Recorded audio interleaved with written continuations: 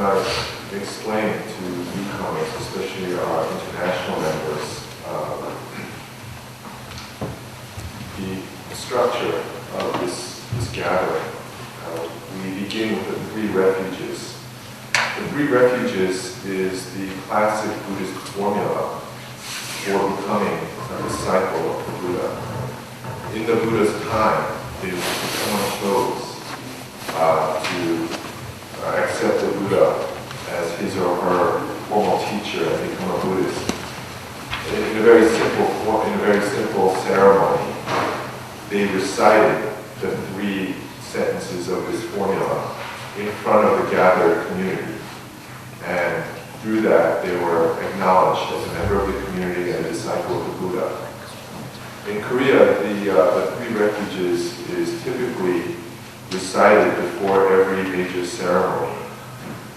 For Buddhists, this means renewing their commitment to Buddhism and to remember their identity as a spiritual practitioner, that however they may seem externally, they may be living very ordinary lives, being husbands and wives, working in companies, or doing whatever it is they do, but internally, it's an opportunity to remember the meaning of one's life as a Buddhist and as a spiritual practitioner. So that's the first step. And then we recited the Heart Sutra together. The Heart Sutra is an Indian Buddhist term that denotes any text that was delivered directly by the Buddha.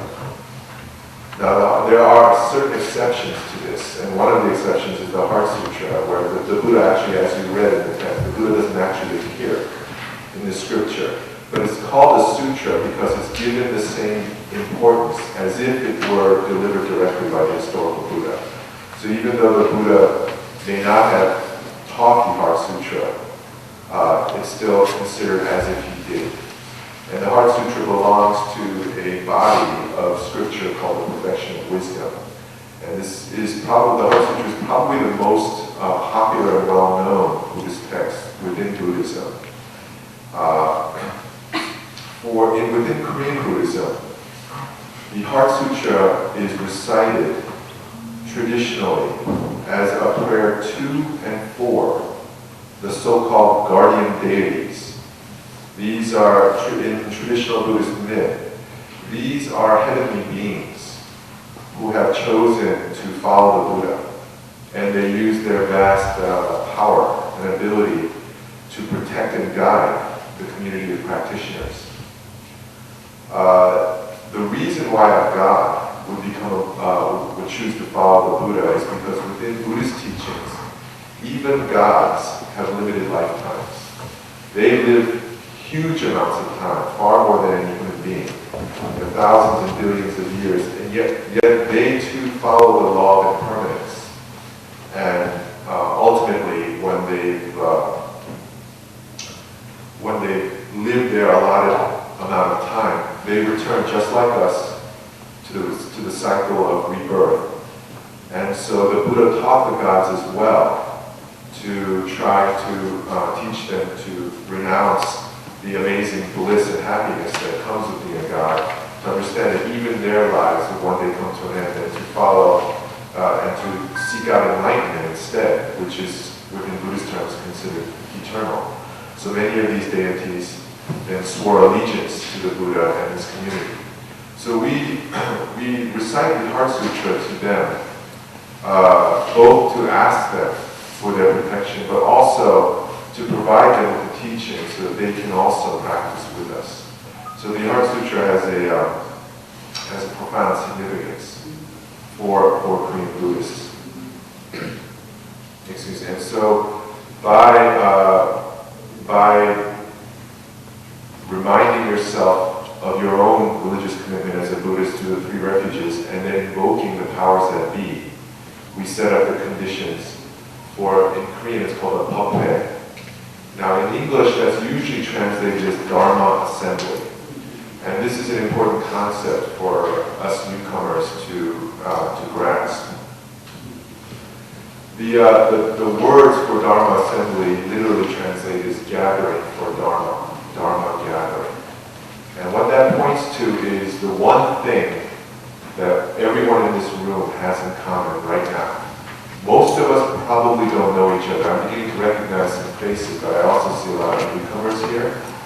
And I would imagine that all of you don't know each other as well. So what is it? What is it that binds us here? What's the thing that we all have in common with one another? And the thing that we have in common is that each of us has come here because we're experiencing some level of thirst or desire for truth in our lives. The word Dharma is usually translated as teaching, and specifically within Buddhist terms, points to the teachings of the Buddha that he made in his lifetime. But beyond that, the word Dharma is also the Indian word for truth. So it also denotes the truth to which that teaching points. So we are gathered here to gain some experience and understanding of truth, and also to gain some learning of the teaching that claims to bring us to that truth. This is what binds us, and this is considered an extremely profound connection between us. Within Korean Buddhism, they typically say that a Dharma assembly gathers like a cloud. Just little tiny droplets of moisture that come together and somehow you get a cloud. And then afterward, because its sole purpose, we're not here to build an organization or create a social network. We're here to specifically to learn and practice the teachings and techniques that lead us to enlightenment of truth. So when the gathering ends, a Dharma assembly is said to scatter like a cloud as well. So the term Dharma assembly tells us that this is not a lecture in the traditional sense of the word. It goes beyond that. Yes, we're here to learn something. And I personally, as I suppose the leader of the ceremony, I'm going to impart to you the information or knowledge that I've gained. But we're also here to practice it together. So what I would like to ask all of you is that in the future, if you choose to continue to come out here, is to wear comfortable clothing so that we can practice. Because it's not just mental at a Dharma assembly. We engage physical practices as well. Now within Korea, because Korea's Buddhism is primarily Sun or Zen Buddhism, when there's a Dharma assembly, it's to practice Sun Buddhist teachings and practices. So what is Sun Buddhist practice or Sun Buddhist meditation? Sun Buddhist meditation are the practices and teachings that are said to lead us to enlightenment of ourselves, of what we really are. Within Buddhism, within traditional Buddhist teachings, the source of all of our inner suffering is said to come from ignorance. We don't know what we are. And because of this, we're kind of blindly groping through life, learning everything by trial and error, doing everything by trial and error. And if it works out, it's fine. If it doesn't work out, we have to struggle again. And most of us, that's all we know, unless you have some special knowledge of previous lifetimes. This is what we think life is. It's hard to imagine that life doesn't have to be this way. In the Buddhist teaching, within Zen Buddhist terms, Sun Buddhist terms, is that we have an alternative. We can open up our eyes, see ourselves for what we really are. Am I just flesh and blood? Or do I have a spiritual existence, some consciousness that goes beyond the physical lifetime? So, the answer to that question, and our ability to believe that there can be an answer to that question, can be a fork in the road for us. We can continue to live through this trial and error, which the Buddhists call cycle of suffering, just doing things again and again that lead to our own pain. Or we can choose to step away. When we take the three refuges for real, not just as a ceremonial recitation, when we choose to take these teachings as our teacher, our way of living, and as a community that we live in our hearts, then we're stepping away. So the ceremony mimics the life that we could make for ourselves. And then we see that the world is more than what we thought it was. And the Heart Sutra is the teaching that shows us that. And then we come to the practice that we ourselves can undertake to open our eyes, to free ourselves of this ignorance that is the source of our suffering, and begin an enlightened spiritual life. So, I will, the last time I spoke of this, but because there are newcomers, I'm going to go through it again. So, what is the method then of Sun Buddhist meditation, Zen Buddhist meditation? And there are 3 components to it, and I would like to go through them with you now. The first is posture. So perhaps all of you could do this posture with me, the half lotus. So what you do is you sit cross-legged, and then you lift one leg. It's originally a full lotus, but for beginners, full lotus is difficult. So you lift one foot up onto your lap. Okay? And then I'm going to put down the mic. Straighten your back. Take your right hand, put it in your lap against your lower abdomen. Place your left hand on top. Can you hear me in the back? Yes. Okay. And then allow your 2 thumbs to meet in a rainbow arc. Now you want to tuck your chin in slightly. Tucking your chin in should have the effect of raising the crown of your head, which will straighten your spine.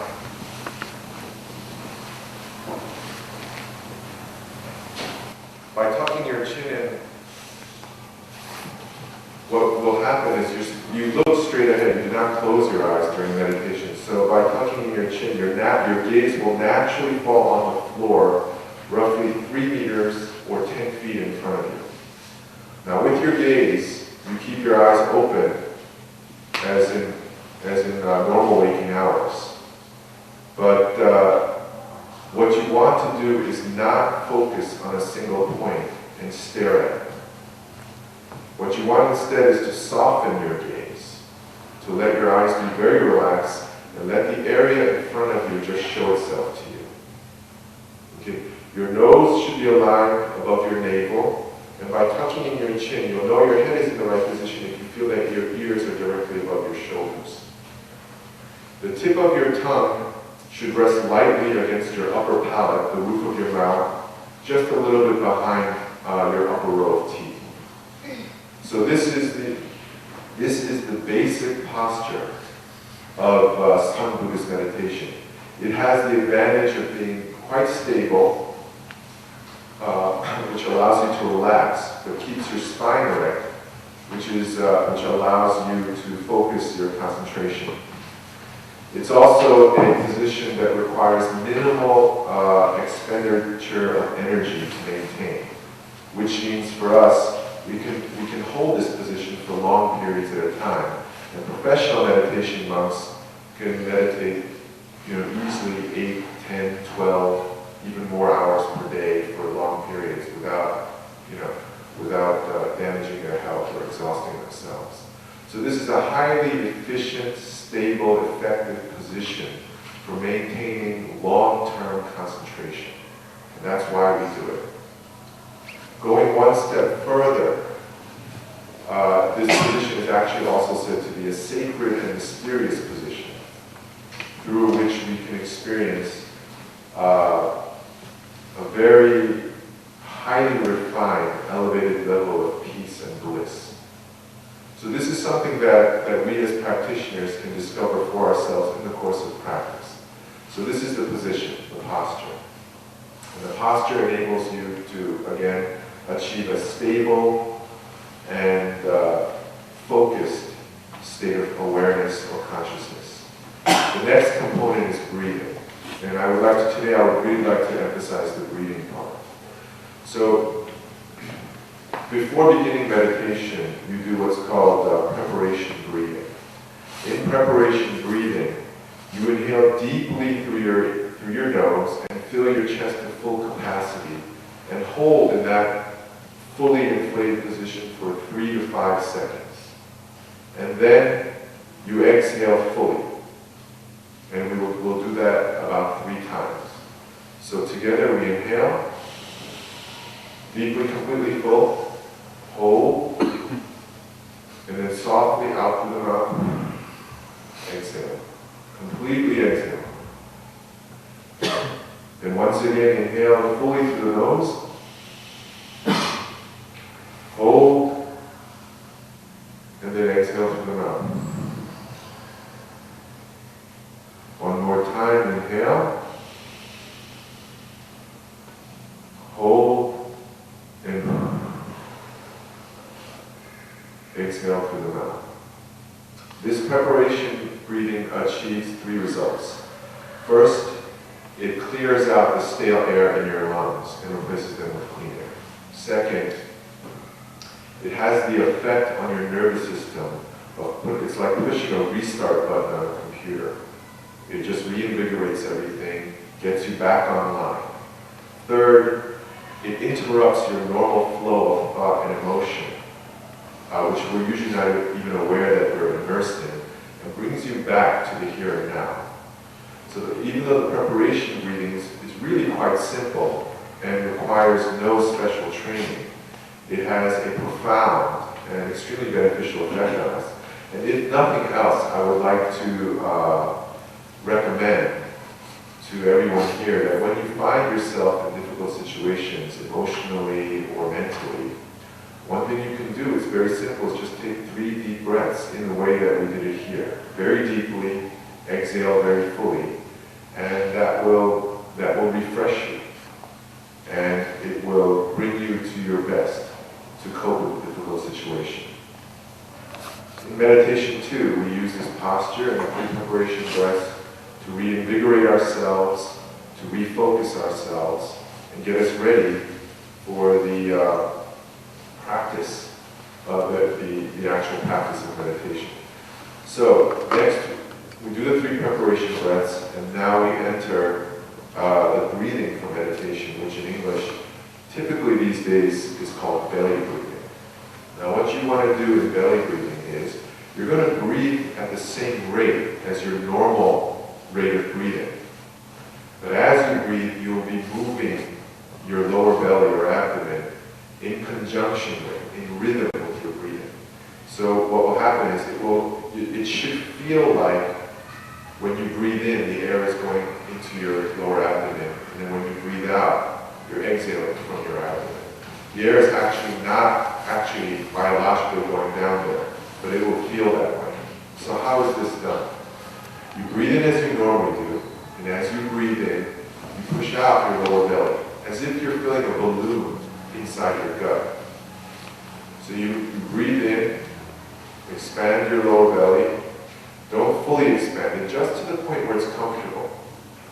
Then hold it for about 2 to 3 seconds.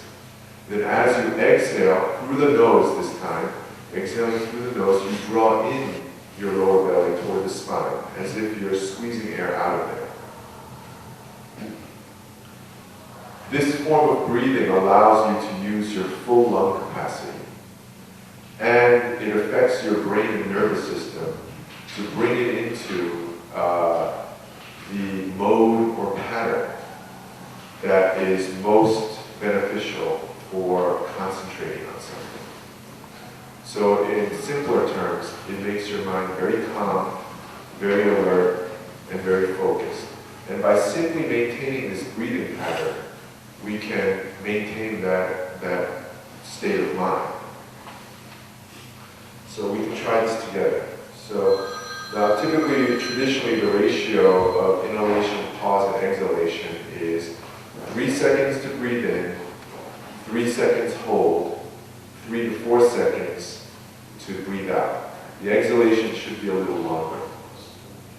Okay, so why don't we try this together?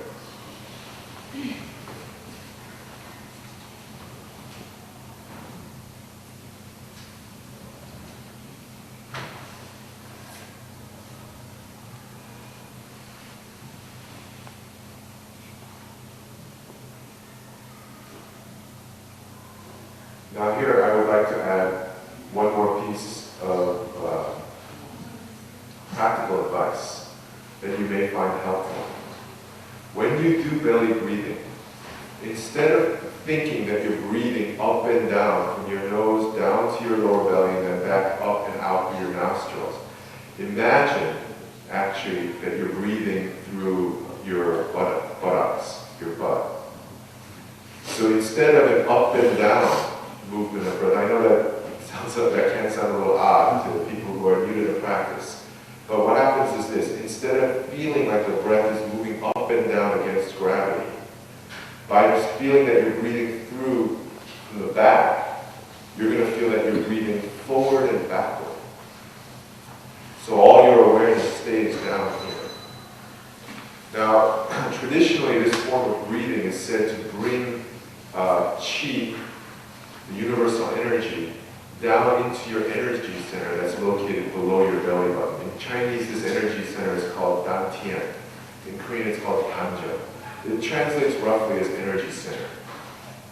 And this spot, roughly 2 inches, say 3 to 5 centimeters below your navel, is actually biologically your physical center of gravity, and within the terms of Asian spiritual practices, it's the center of your energy, your energetic and spiritual center. So when you're breathing down to there, you want to put your awareness there.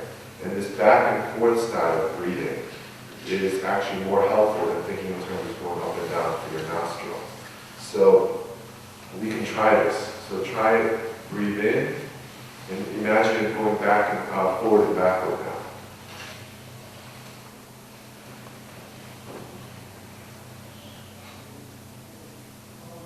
Remember that you want your out breath or exhalation to be a little bit longer than your in breath.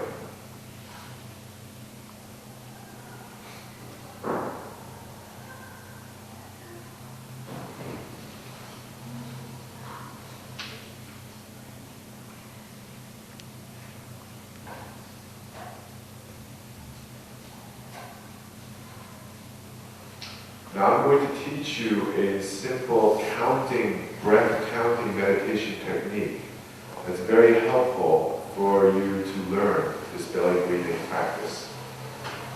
And this is how it goes. Engage the belly breathing. You breathe in, pause, then breathe out. And after you finish your out breath, mentally you count 1. Then you go naturally right into your next breath. Breathe in, pause, breathe out, 2. Then again, breathe in, pause, breathe out, 3. You count it this way up to 5. Then once you get to 5, you don't go any higher, you start counting back down again. So after 5, you breathe in, pause, breathe out, 4. And in that way, you go 3, 2, 1, down to 1. And then you go back up to 5 again. Now the trick here is, it's kind of a game. The trick here is, in the midst of this breathing and counting, you have a moment of doubt. Was I on 2, 3? Was that 3? Am I on 4 now?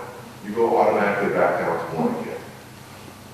And this is a way not only of training our breathing, but of training our awareness, our consciousness.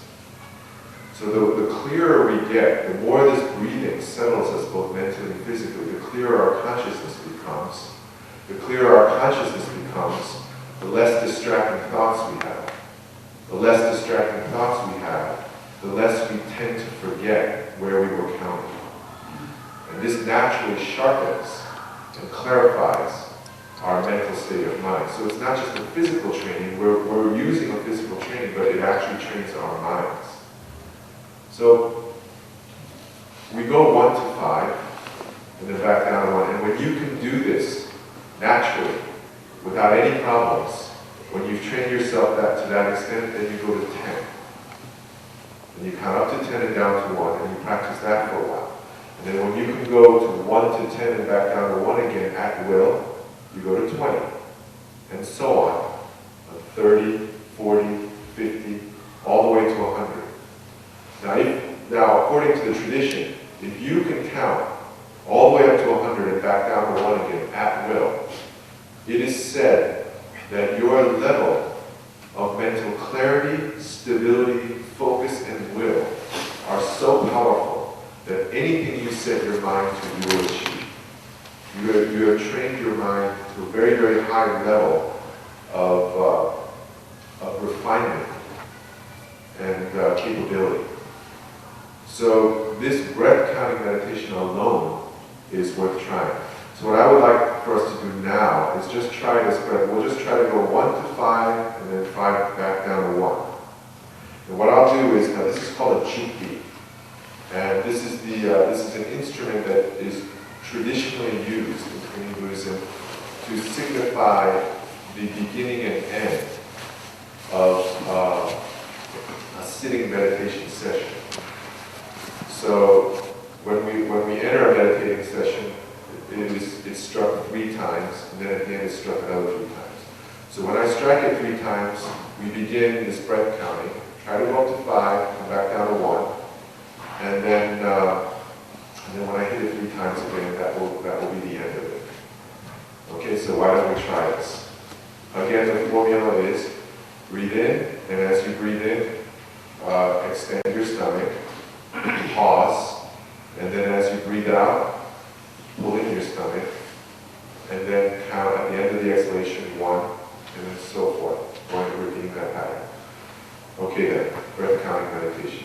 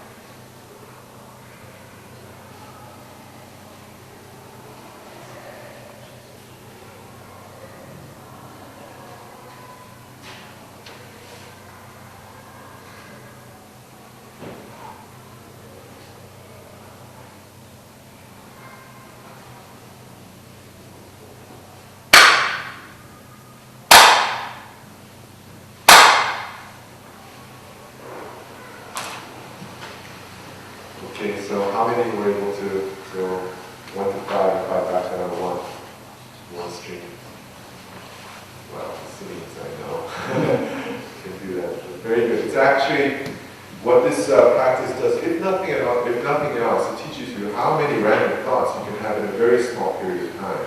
In 1 minute, we have countless arisals of thoughts, images, voices in our heads. We have very cluttered heads. And we think that this is just the way things are, it's normal. We're talking to ourselves, or talking to other people in our lives, in our heads all the time. And when you meditate, you begin to realize how loud and confusing the inside of your own head is. It's so confusing that I can't count to 5 and back down to 1 again at will. That's how untrained my mind is before I begin meditation. This teaches us where we're at. That my mental health, the state of my consciousness, deserves attention. And this breathing practice alerts us to that fact, shows us where we are, and also shows us a way to improve ourselves. So breathing and this breath counting practice alone can effect profound changes in our lives. And I would like to emphasize for anyone who is here that really wants to, do this meditation practice, begin with the breathing. Breathing is where our minds and bodies meet. If something happens to my body, if I'm given some kind of shock, my breathing rate immediately changes. And likewise, if I have a thought or an emotion, again my breathing rate changes. It's the link. Breathing links our thoughts, our internal world of thoughts and emotions with our external world of biological, physiological processes. It's sort of the key to going into meditation. The posture can feel awkward at the beginning, especially I myself was born and raised in the United States. I was used to sitting on chairs, so this posture took a long time coming. But what I found is that I thought it was an issue of flexibility, so I was trying like yoga and stretching to gain. But what actually I found over time was that if you master the breathing, your body naturally settles into this position. It's a it doesn't feel like it at the beginning, but it's actually a very natural, poised, elegant position for our bodies. So rather than worry so much about the stiffness or the aches and pains, focus on the breathing.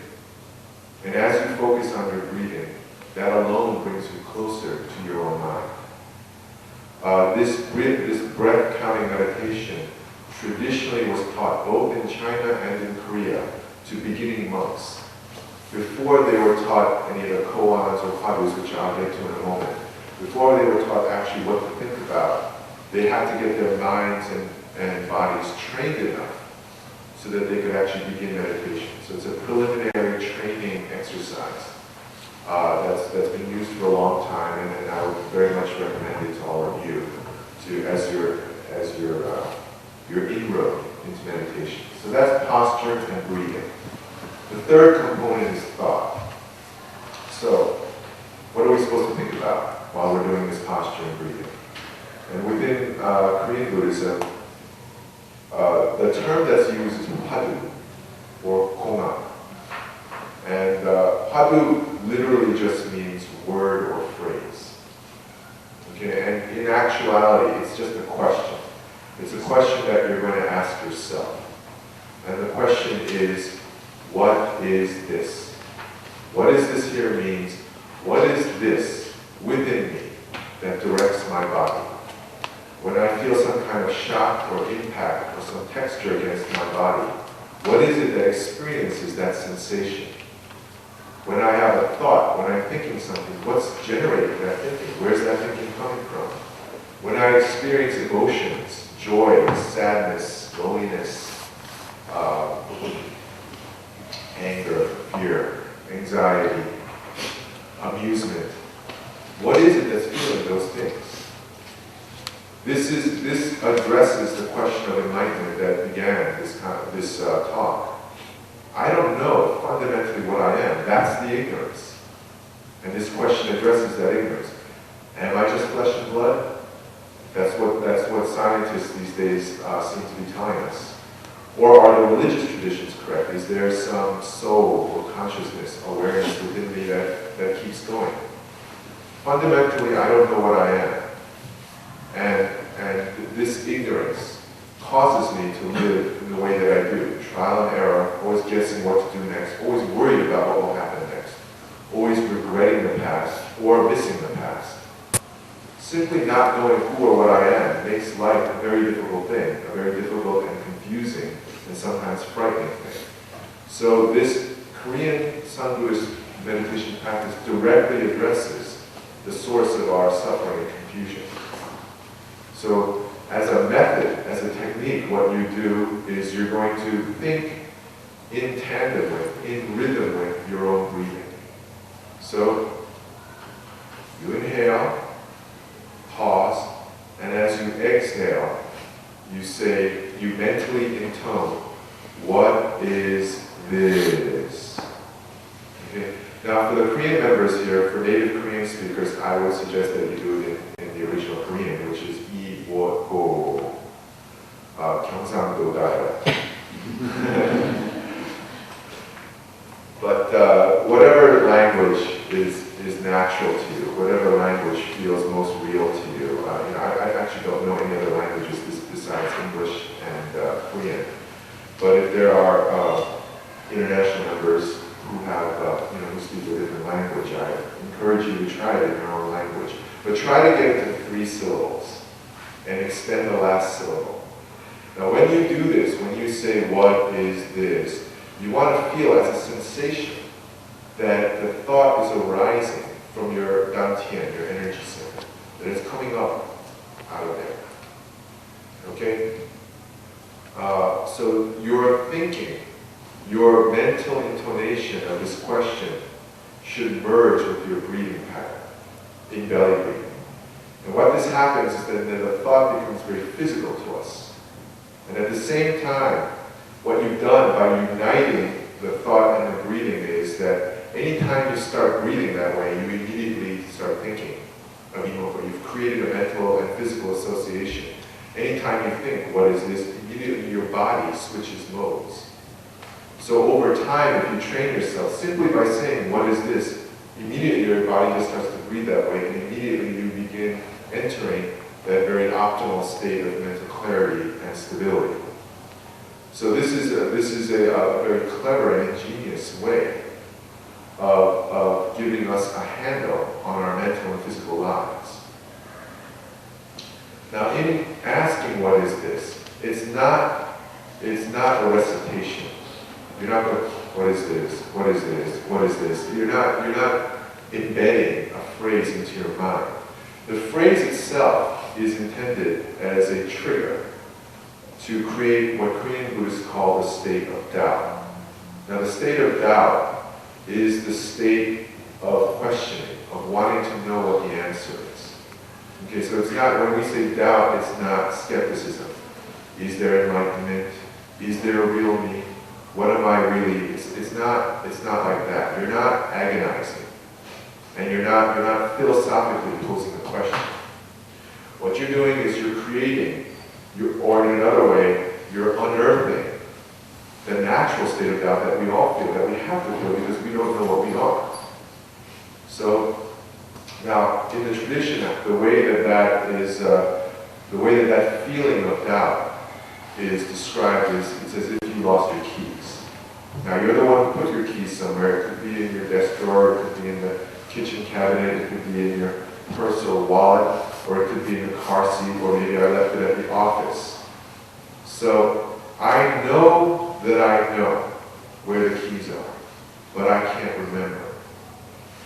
Okay, so in Korean, the way that's phrased is, I know, I have to know, but I cannot know. It's unknowable. I have to see, but it can't be seen. So that's described as a mental state of being stuck, of being blocked. I know that I know, but I can't remember. So it's like, when you think of your keys, where are my keys? Are they in the desk? Are they in my pants? Are they in my closet? Where are my keys? Later, after you've exhausted all possibilities, you've looked at your desk, you've looked in your old clothing, you've looked in the laundry machine, you've looked in the car, the desk, everything. You went back to your office, you checked it. Now all you're left is, where are the keys? And that's the same thing with this, what is this? Don't try to answer the question. Just heighten the state of questioning. And that's called the state of doubt. So we can try it together. Breathe in, pause, then as you exhale, what is this? Now we can try it out loud together. So this time around, we'll breathe in, pause, breathe out. As we breathe out, we'll verbally say it out loud. Now say it from your stomach, say it from your energy center, from deep inside. Don't say it from your neck, your throat, and don't say it from your head. The question has to be asked with the greatest sincerity and genuineness and urgency that you can muster. It is the question in our lives. So breathe in, pause, and as you breathe out, what is this? And you can feel the question come up from inside. Again, breathe in,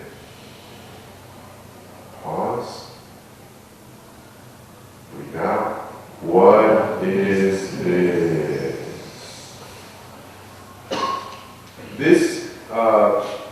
This seems so simple that it almost seems like you're not doing anything at all. But I would like here to briefly describe why this is effective, why someone like me would come from America and stay here all this time just to learn this practice.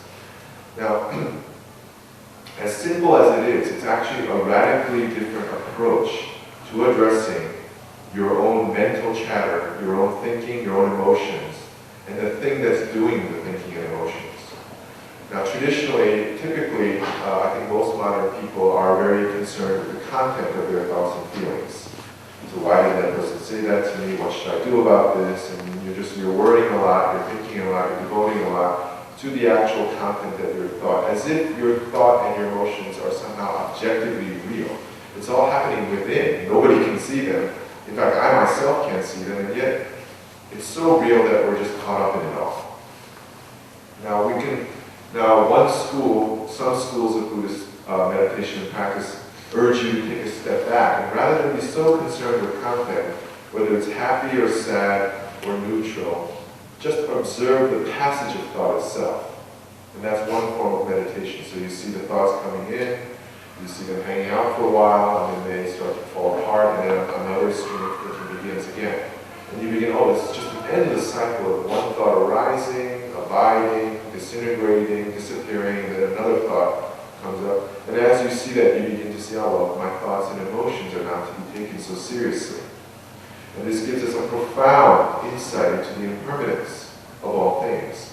We see that it's true of all physical sensations. We look out into the world with a trained consciousness like that, and we see that the world itself follows the same pattern: arisal, abiding, disintegration, disappearance. Whether it's a nation, a planet, a galaxy, the entire universe, or a single living organism, we all follow this law of impermanence, and nothing is exempt from it. So that's a very profound way to meditate, and these days a very popular one. But what's striking and original, as far as I know, about the Korean Buddhist technique is that it discounts that process as well. We're not even going to get caught up in the processes, these universal and natural processes. And instead of taking something else, something apart from me, as the object of my attention, I'm going to take my attention and redirect it back to its own source. So what is the thing that's asking, what is this? What is this that asks, what is this? This is where the Pali leads us. We want to know the truth is not out there, according to Zen Buddhist teachings, according to Buddha. The truth is within. And within, what I am truly, within Buddhist teachings, is said to be the source of all things, the one eternal truth. And it is radically stated within some Buddhist teachings that what I truly am, my true self, is actually older than the universe, and will actually last longer than the universe. It's eternal. So the traditional phrasing is, it is unborn. It always existed in the past, and it is undying. It will always last into the future. So this is a radical redescription of what we think we are. And it's a hard thing to believe unless we experience it for ourselves. And thus, in the Sun Buddhist tradition, always the emphasis is on confirmation for yourself through your own experience. You can learn as much doctrine as you want, as much Buddhist history as you want, as much of the Buddhist rituals, and they are all amazing things, as is true, I believe, for any world religious tradition that's been around for centuries. But from the Sun Buddhist point of view, even that is minor compared to the source within us that created all of these things. So when you ask what is this, it seems so simple, but it actually opens up into the deepest, most profound, greatest mysteries and teachings of the Buddha. And the teaching is that it's within us, that what we're looking for is within us at all times. So bearing that in mind, What is this that's asking, what is this? What is this that had the idea to come out here today? What is this that's sitting here within my body, listening to these words? What is this that's feeling all these sensations washing over me as I sit here minute after minute and feel aches and pains, discomfort, sensations within my body, even the arisal of thoughts and insights within my own mind. Oh, okay, I can do this, or no, that really makes sense to me, or no, well, I don't know if that works for me. Even those thoughts are discounted. What is this that's experiencing all of this? That's the key for us.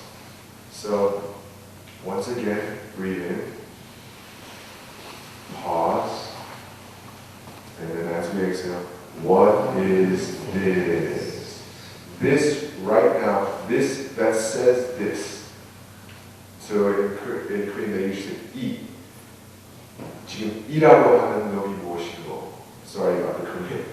But what is this? I'm translating now. What is this that says what is this? We're taking our awareness, pointing it back at its own source. So what I would like to do now is for us to once again enter meditation. Let's try it for, say, 5 minutes. And the important thing is here, in the course of saying what is this, since we're all beginners here, you'll have all sorts of mental chatter, mental imagery. That's okay. Just go back to it. What is this that thought this? What is that? This that saw this? And just keep returning back to your breathing, back to your question of what is this. That's for us who are beginning, and actually for most meditators' lives, that's what meditation is. Just returning over and over to the same question. So within the tradition, it said, if you have to raise it 10 times, raise it 10 times, 100 times, 100 times, 10,000 times, to fill your every waking moment with this question. Okay then, I'm going to hit the tree 3 times and we'll try a 5-minute session this time.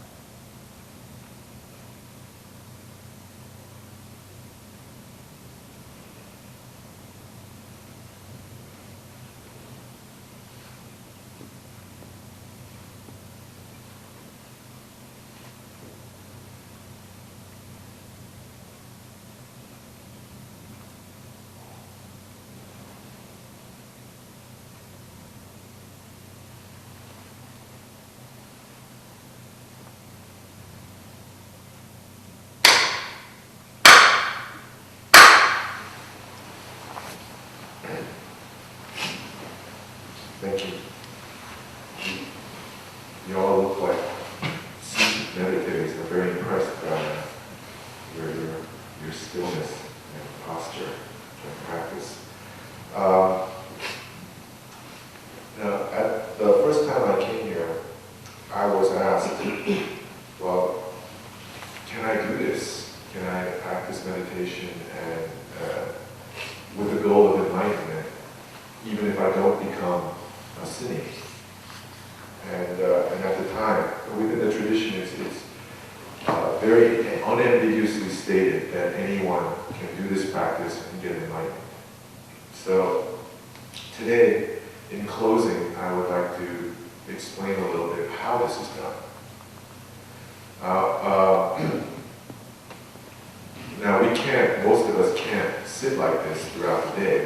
We have jobs, we have things we have to do, responsibilities and complex relationships that we have to constantly take care of. So how can we manage meditation with all this? And the claim within the tradition is that it's not one more ball to juggle. It will actually, by taking a meditative approach to life, it will actually enhance your ability to work effectively and relate with people better and live your life.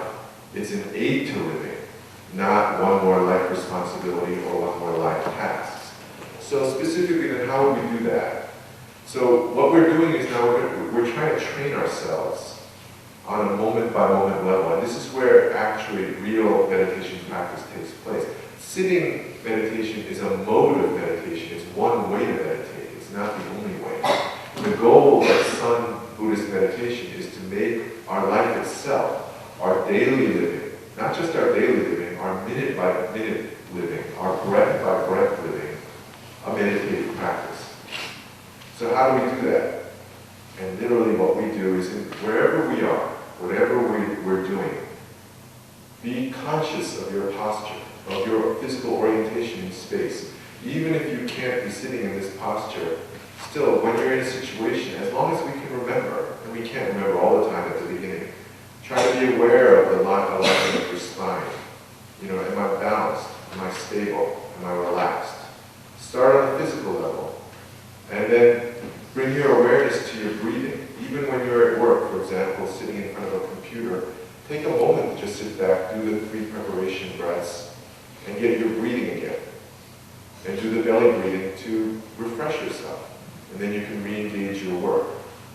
Now, the way this is described by modern masters is it's like learning how to drive for the first time. When we first learn how to drive, and I'm assuming that most or many of you know how to drive, when we first learn how to drive, I think we can't even turn the radio on.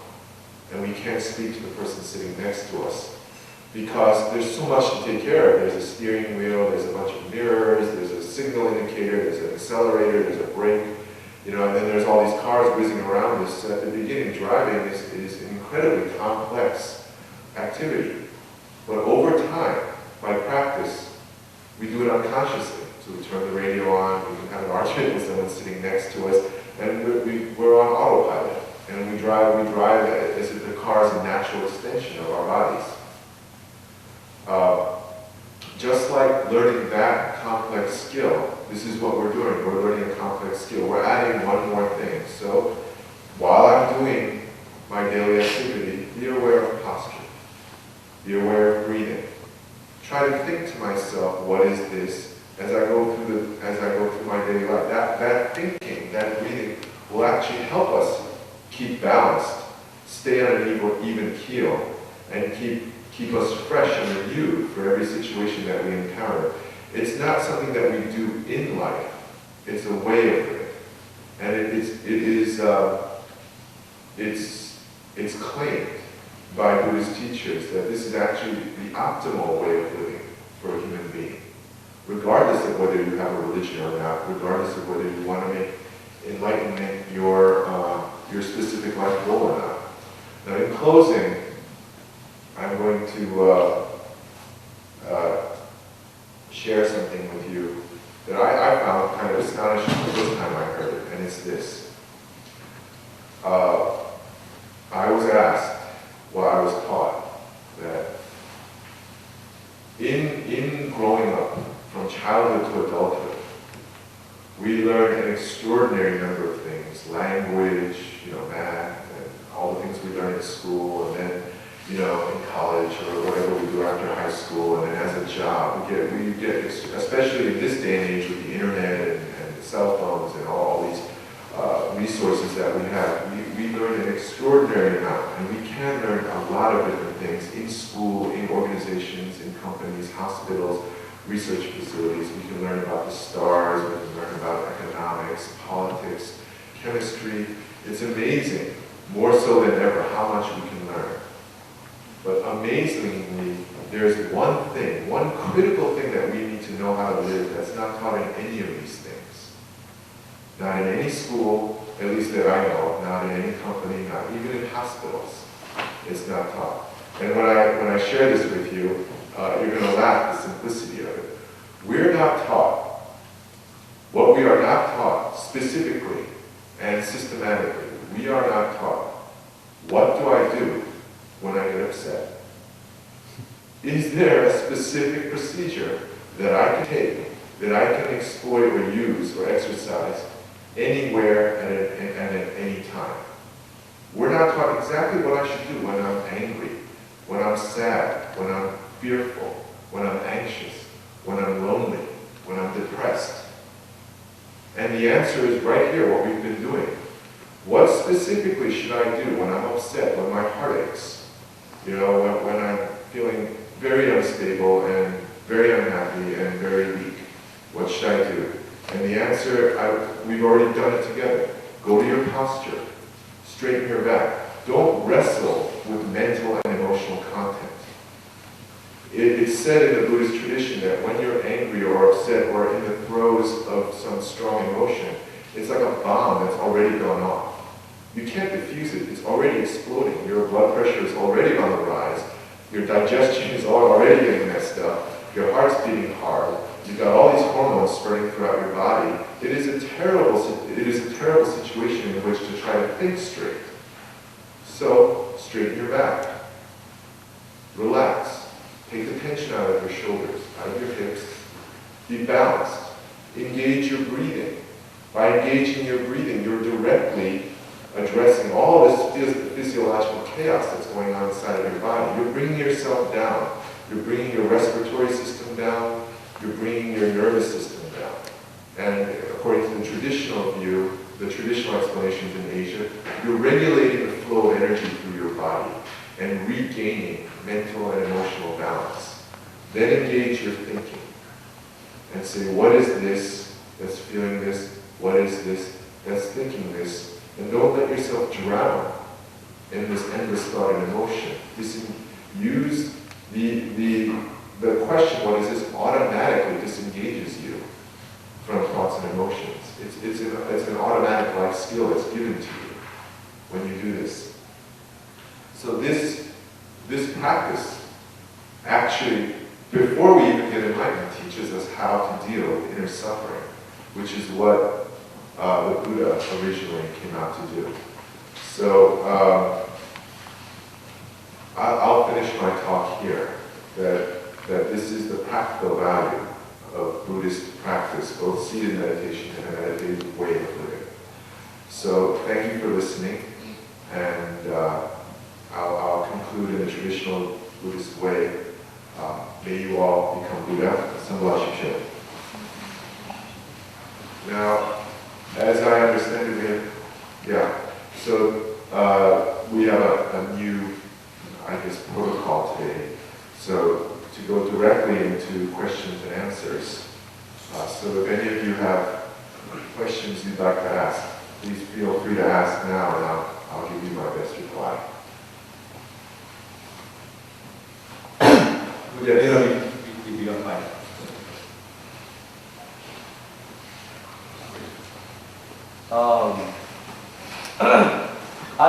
I'm an exchange student from the U.S. right now, and at home I study with a Zen teacher, Japanese Zen teacher, and the question I try to pose to all my teachers is, what do you do about what are your thoughts on the discomforts that come with meditation, like your foot falling asleep, or the pain, or what are your thoughts on that?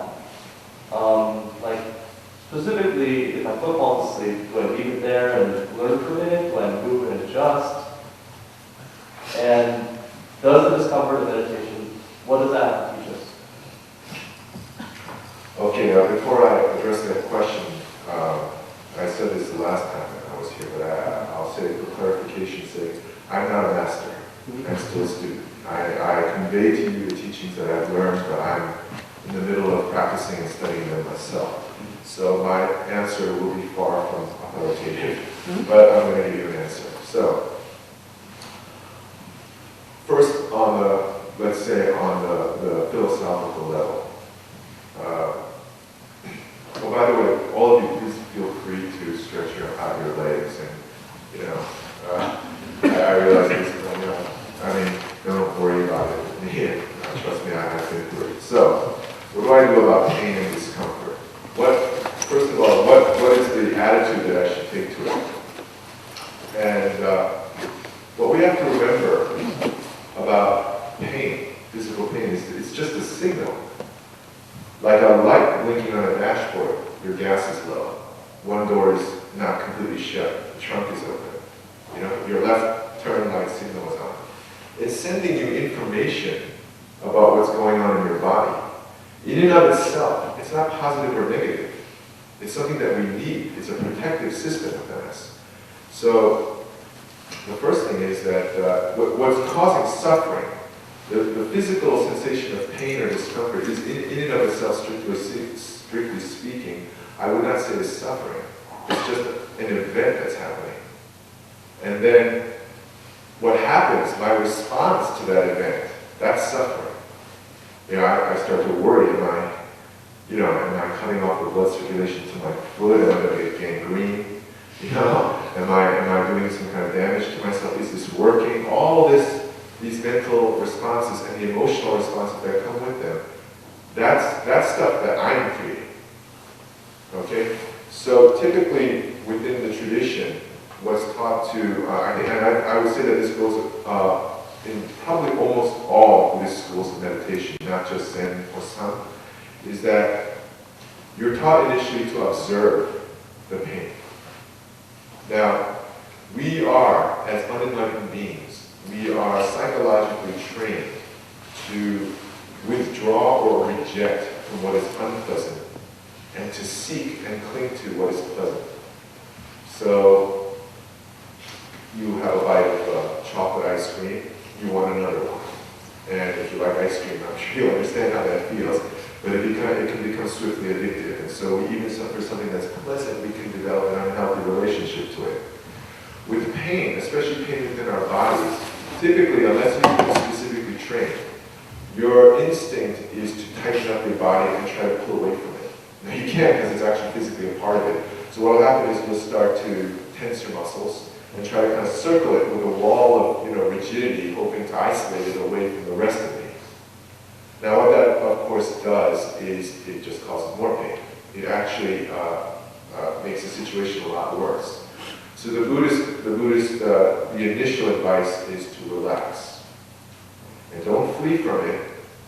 And don't worry about it. You're going to have emotional reactions. Nobody likes it when their foot hurts. But let those emotions pass and just observe it. And observe its nature. Is it hot? Is it a bunch of needles sticking in? Is it vibration? What is it? And then if you have the focus for it, observe. Now it's said, and then this can be very painful, so I'm not advising this. It said that you should observe it, and if you observe it, you will see that pain itself follows the law of impermanence. It's just a temporary event. And if you stick with it, over time, the pain will just go away by itself. Now, just to give you a for instance, in sitting, I've tried it, and it can take over 2 hours before that happens. So I would not recommend that right off the bat. I think practically speaking is, yes, observe it, steady your breathing, use it as an occasion pain, that kind of physical discomfort is a practice run for what will happen in life later when something really upsets you. So observe what's going on, see if you can maintain your posture, your state of relaxation, maintain your breathing, and work with your thinking, and develop patience, develop endurance, develop mental stability to it. So actually pain is an occasion to help your practice, I would say. But when the pain gets to be too great, this is not masochism. The more pain you endure, the more suffering you endure, the better a meditator you are. That's not true. That was one of the things that the Buddha rejected, that extreme suffering in and of itself had some kind of purifying effect. The Buddha rejected that, and in Buddhism across the board, that's not accepted. So when the pain becomes unendurable for where you are now in your practice, switch your leg, or stretch out a little bit. Be practical. And then over time, be patient. Over time, your body will adjust, there'll be less pain, and you'll adjust to the whole thing more, and you'll begin to feel a sense of ease or expertise in the practice. So again, I remind you, I'm not an enlightened being, but in my own experience and from what I've been taught, that's the answer I came to. So I hope that works for you. Thank you for asking. That's a good question. Okay. Any other questions? Yes.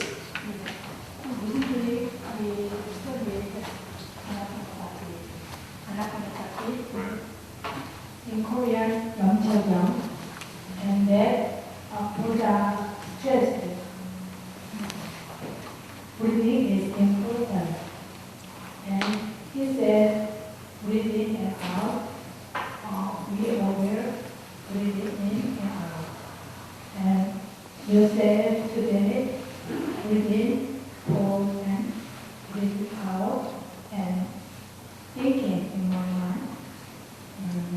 Where is it? They said, here is it. And what's the difference when we breathe, adding Hadu? I'm sorry, I just want to clarify. So in your meditation practice, you ask, where is this? I mean, Anapanasati. In Anapanasati, there's no question, and you focus your breathing here, don't you? Right? Just do it's similar to your saying. Okay. I'm gonna just to give some background. Now, within Buddhism, there are many schools of practice, different forms of meditation, and I'm teaching you one of them. I'm sharing one of them with you. And each school will claim that its way of doing is the best, and the San Buddhist school also makes that claim. But ultimately, what's best is what's best for you, what works best for you. So I'm not going to sit here and give you a hard sell on this. It works for me. I hope it can work for you. Now, what our sunim here is asking is this. In very traditional forms of Buddhist meditation, the original intent, so I'm told, is that the Buddha and his successors decided to observe their own physical and mental workings without using a special training technique.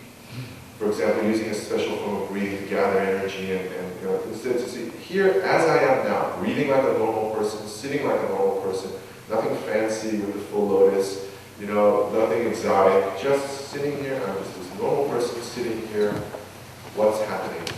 What am I? But you don't ask the question, you simply turn your gaze.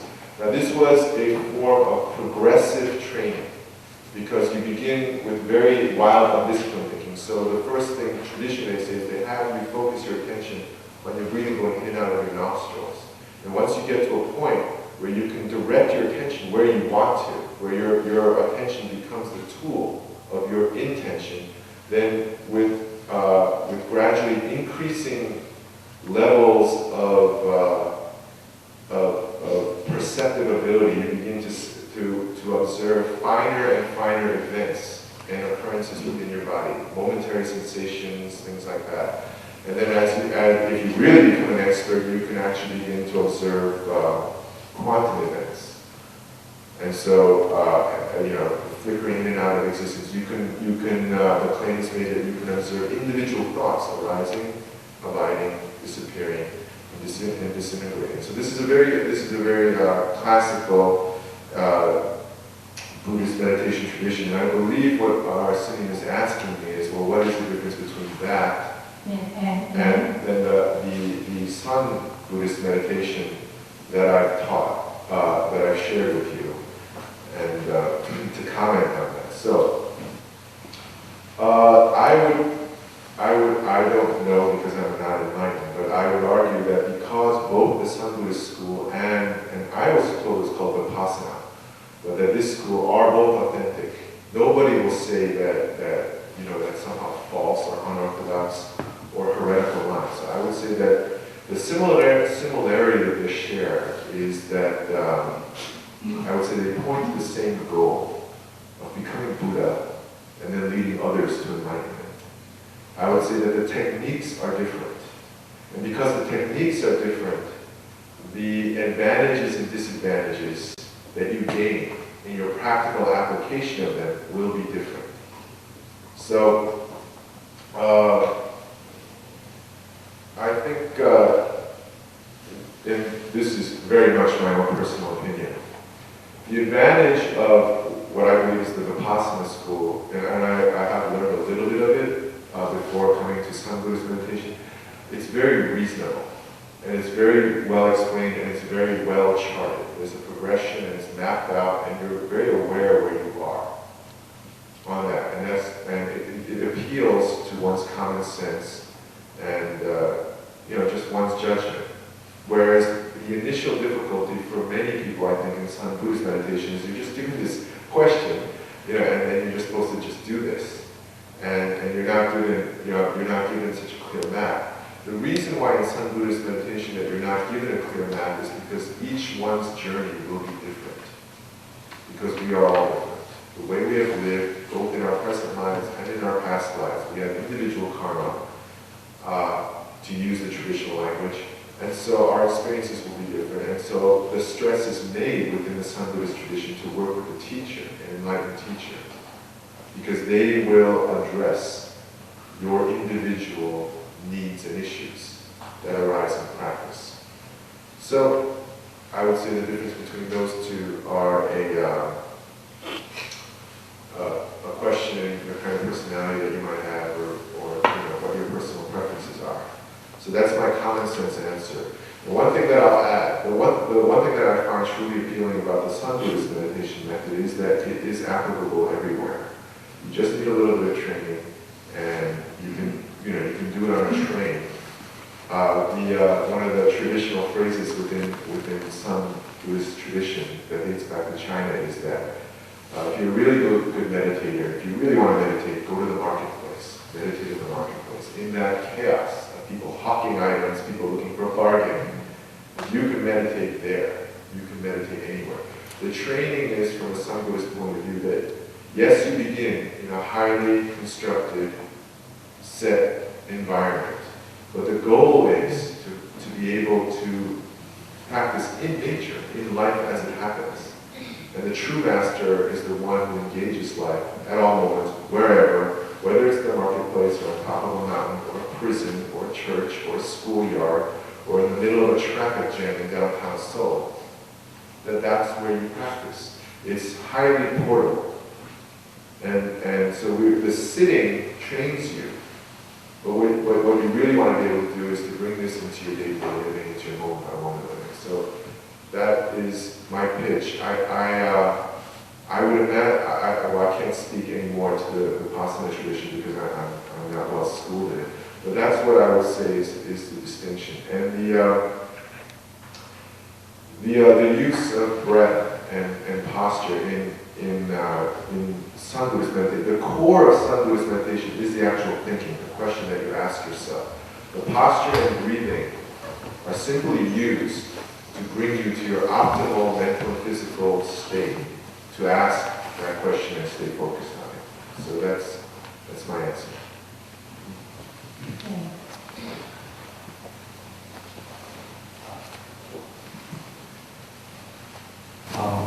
Okay. As sunim said, we changed the procedure a little bit. So this is a new formation we made.